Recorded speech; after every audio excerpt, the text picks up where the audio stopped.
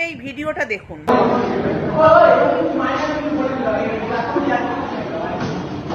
ভাই তুই লিটারালি ক্লাসে মধ্যে সুসু করতেছিস। তোর মাকে চুদি শুভেন্দু মানাচ্ছ তোর মাকে চুদি লাউড়া নিশ্চয় শুভেন্দু কার আর মাকে চুদ বলে আমার শুভেন্দু কান হয় তোর মাকে চুদ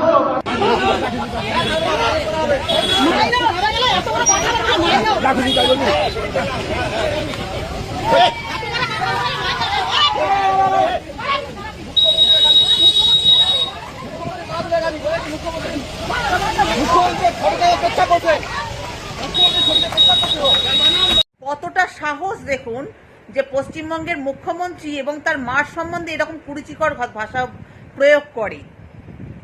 মানে স্কুলের মধ্যে দাঁড়িয়ে এইরকম ভাষা প্রয়োগ করছে আর মানে ভুলে গেছে যে এদের কোনো শাস্তি হবে না।